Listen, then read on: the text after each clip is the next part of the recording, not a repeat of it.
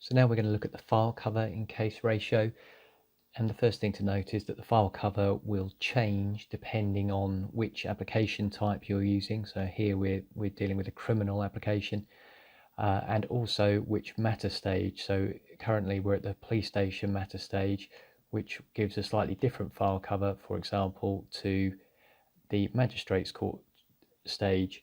The main difference here being that the police station notes is replaced by directions, and then again it will change if a matter is at the Crown Court stage, and in particular we've got the segment relating to the LGF calculator in the Crown Court matter.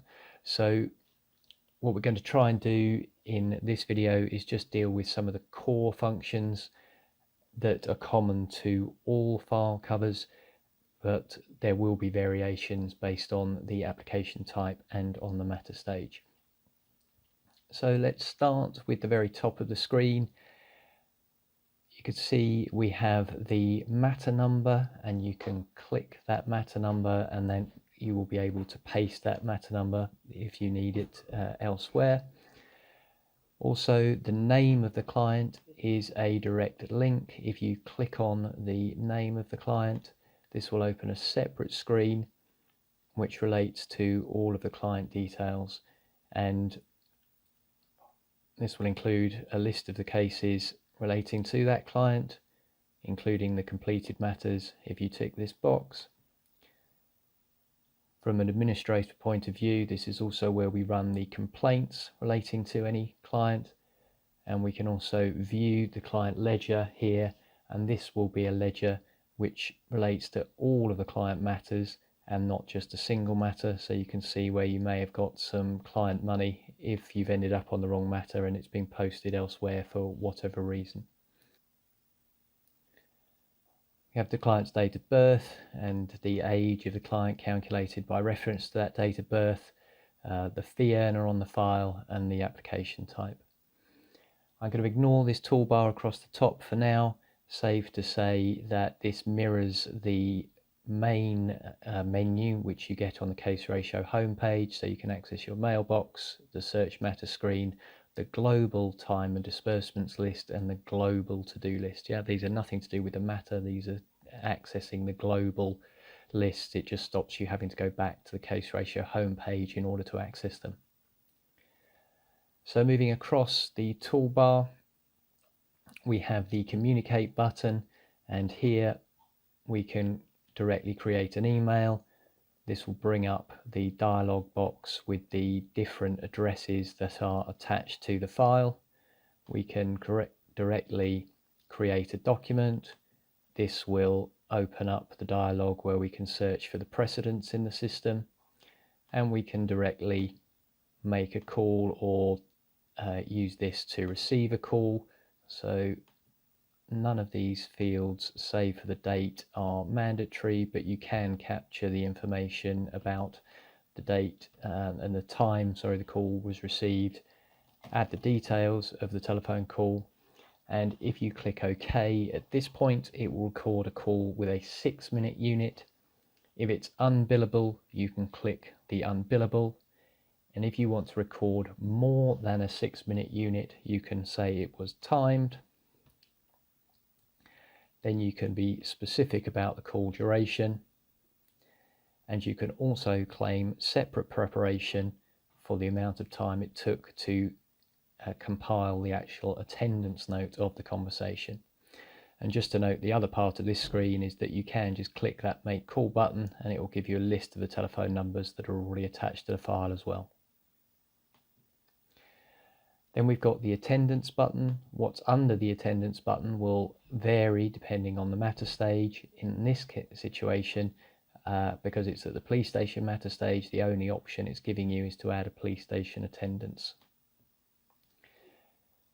Under the time button, we can separately add time to the file. Under the funding note button, we will deal with the process of funding, which is predominantly relating to legal aid, but also has some private functions under there, but that will be subject to a separate video, as will the process of dealing with police station matters under the PS note button.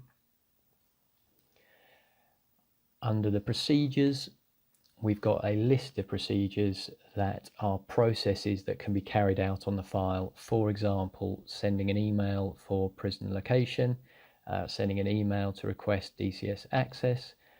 We've got the procedures relating to accounts and billing, so the account slip and a private bill request. We've got various other procedures. So enter an attendance note where we've got a notice of discontinuance. So these separate procedures we'll go through another time, but they're all under the procedures button. Most people will not have this set password button, but just to let you know, it is there for administrators, those with the correct administrator rights, and a password can be set to limit access to the file to those people who know the relevant password.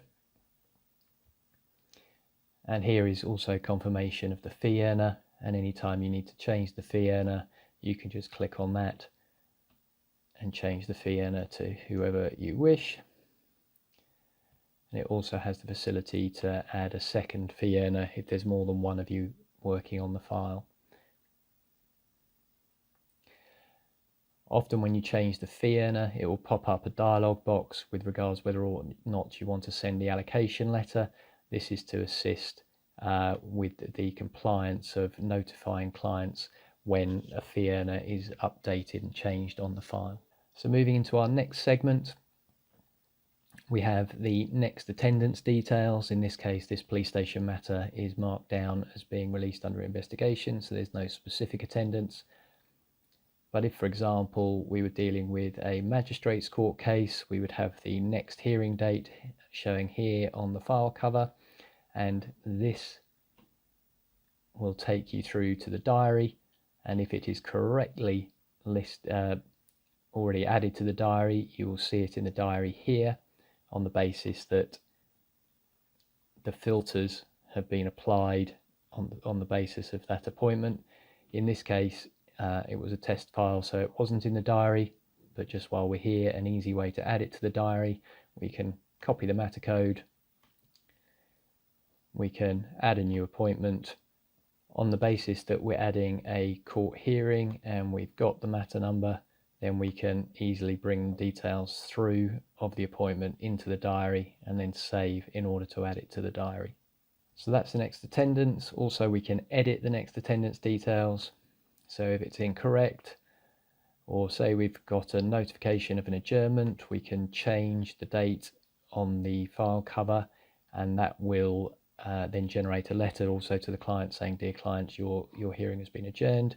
And this button here will just enable you to change the date on the file cover if it had been entered incorrectly. Moving across, we've got the correspondence details. Again, we have an edit button, so we can go straight in here and edit in anything in relation to the client's correspondence requirements, including whether he wants correspondence sent to him in custody or to another address, a care of address, or whether there's going to be no correspondence at all. This link here will open up an email directly to the client.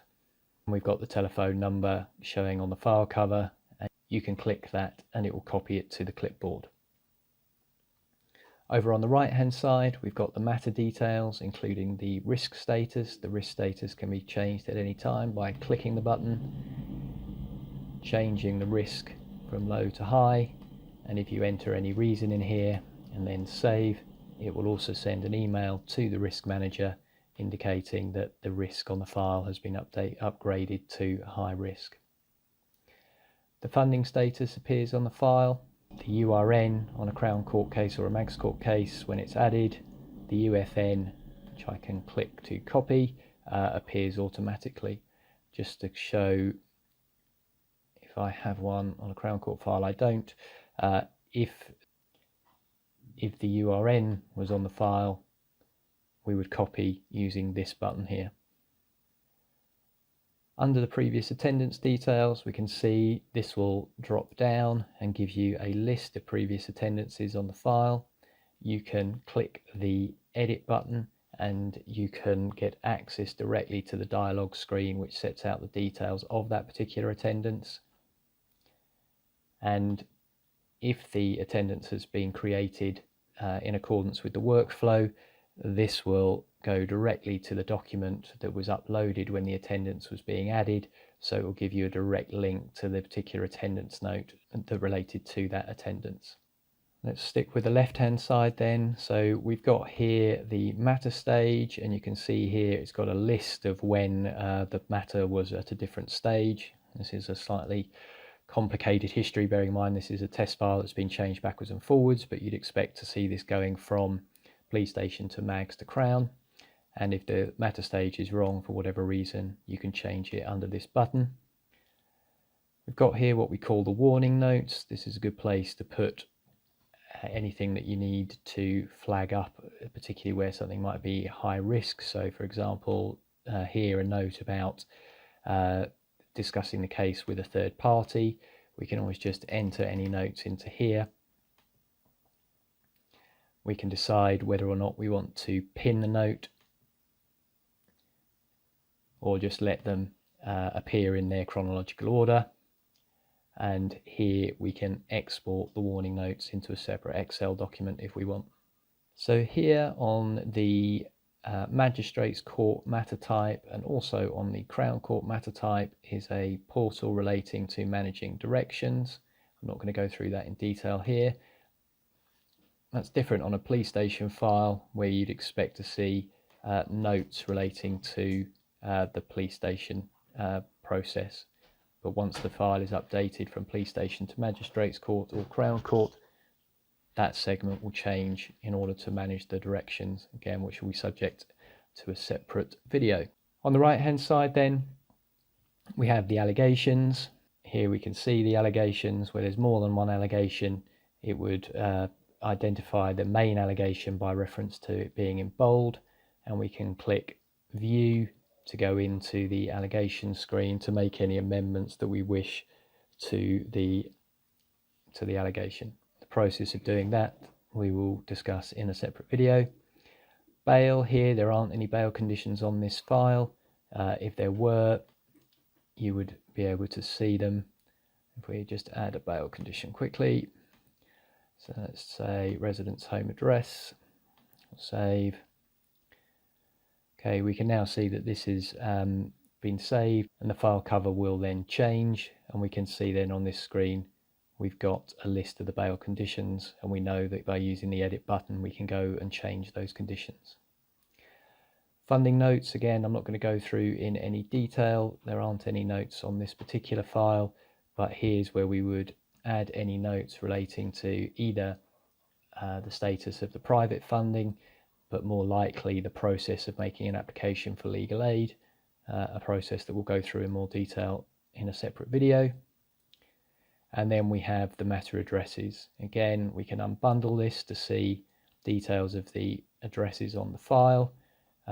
We can edit directly from here, or we can go to the plus button to add an address, and we can go directly to the full address screen.